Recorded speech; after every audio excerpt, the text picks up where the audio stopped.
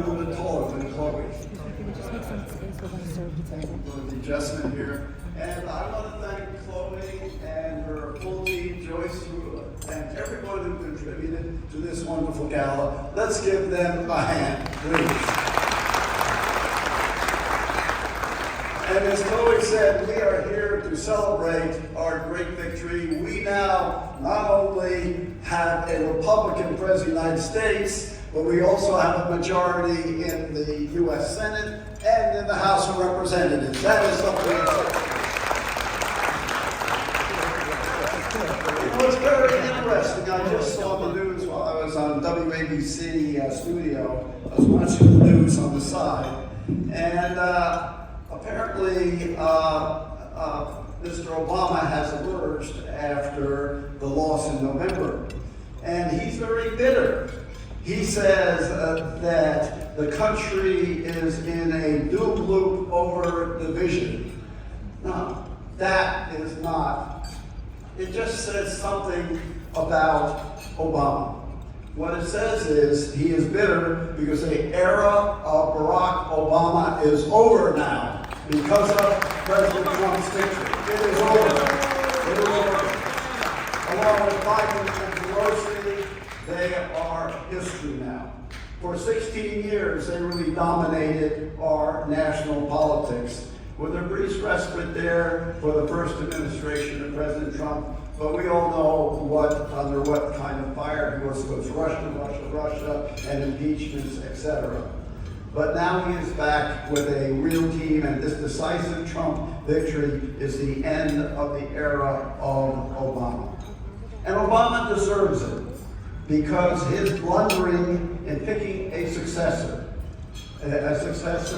first of all, his vice president, Mr. Biden, and then he maneuvered to make sure that in the 2020 election, Mr. Obama was elected as president of the United States. Now, he knew very well that Mr. Obama was deemed in the Senate the dumbest member of the Senate. I'm going to tell you a tale out of school. That's what members of the Senate will tell you about it.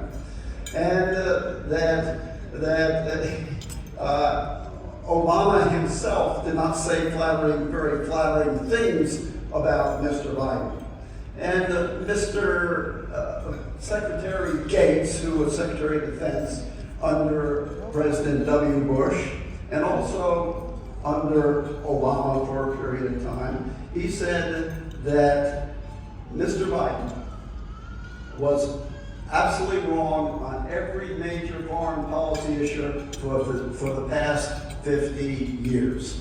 And that is the person who Obama made president of the United States by his maneuvering. By the way, in the primaries in 2020,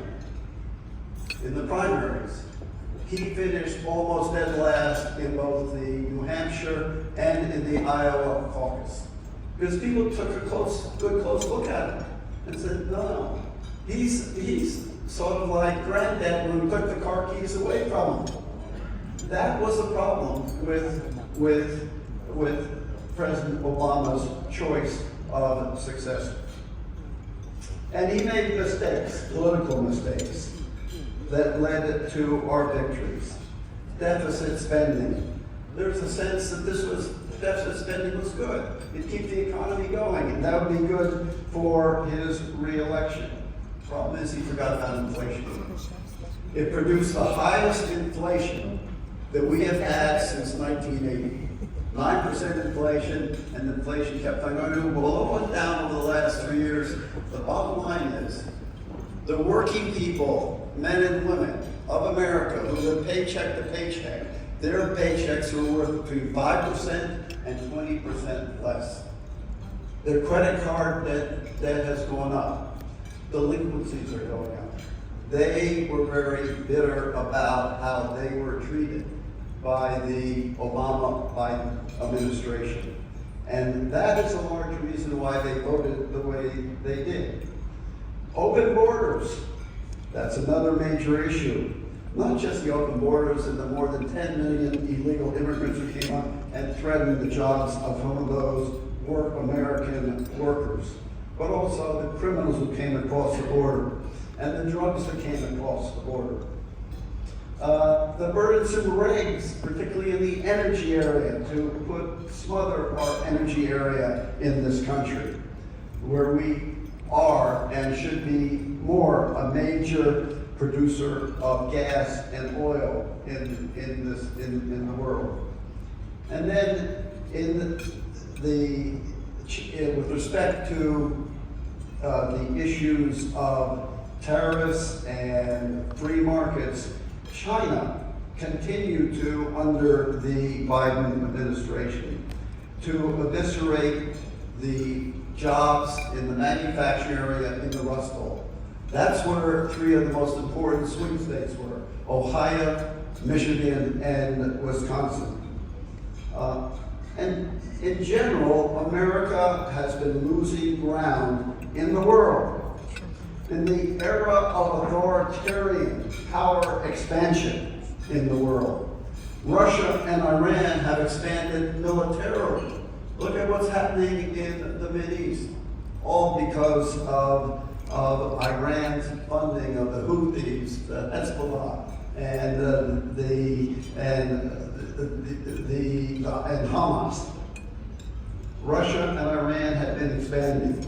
Russia, of course, with the Ukraine war. The biggest war in Europe since World War II. So this is the record on which Obama, Biden, and I say that with knowledge, that Obama was behind the scenes in the last 4 years actually running the administration. You may remember the picture of a lot of people were gathering in the White House, and Obama was there, and everyone was gathered around Mr. Obama, not around President Biden in his own home in the White House.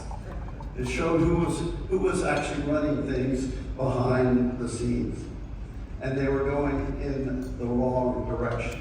So the question now for the President and for majorities in the Senate and in the House of Representatives, what policy should they follow to respond to the things that the people rejected when they rejected President Biden?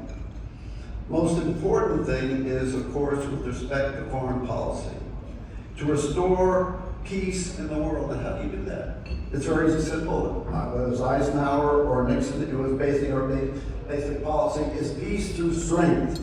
We need to have a very strong military.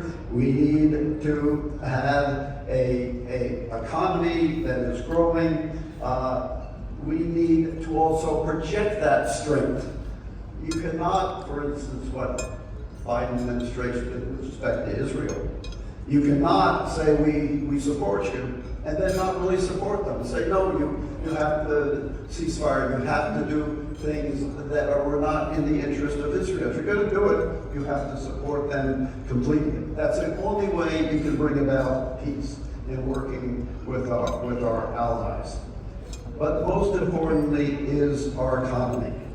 You need to have a growing economy without inflation.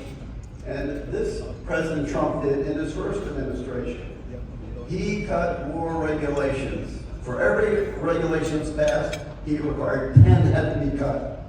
And the result was that the number of, especially in the energy area, the number of regulations that were cut unleashed our economy and prevented it to grow. And that's why he had a very successful administration with real wages growing, therefore without inflation.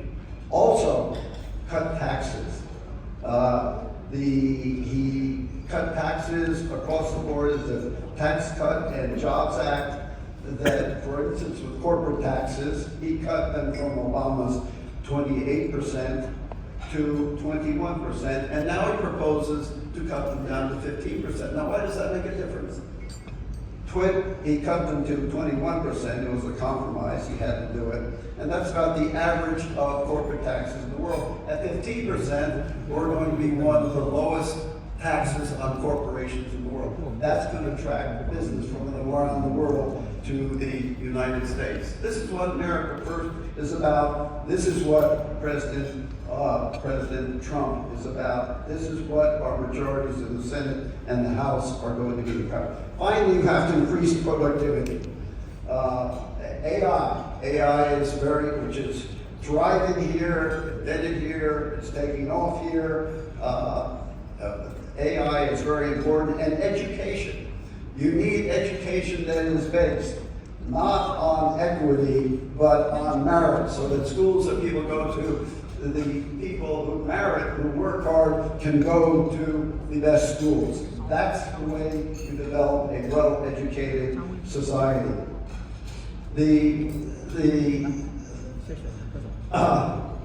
There are other issues here too. For example, with respect to secure borders. This in his first administration, President Trump secured our borders by dealing in a very tough manner with Mexico, and Mexico accepted. He established the Remain in Mexico policy, and that worked. We had secure borders under President Trump. Under Biden, he opened the borders, and the result has been, perhaps in the future, more voters for the Democrats. But the problem is also brought in criminals and terrorists and drugs. You do not have a country unless you have secure borders. With respect to trade, we need to be using tariffs. You just can't believe in free trade. You need to use tariffs against unfair and subsidized manufacturing and trade. That's the way you rebuild and preserve our manufacturing in those swing states of the Rust Belt. In the end, though, what is important is American values. Values with respect to governing, and values with respect to the principles that we believe in. What are these? We believe in freedom. We believe in opportunity, equal opportunity. We believe in accountability, that's personal responsibility. We believe in limited government. The government that governs best is the government that governs the least. We believe in local control of what should be controlled locally, because the government governs best that is closest to the people. We believe in security in our streets and a strong national defense. Those are the values and principles that we believe in. Those are the values of the Republican Party. Those are the values that President Trump believes in, and that our senators and our members of the House of Representatives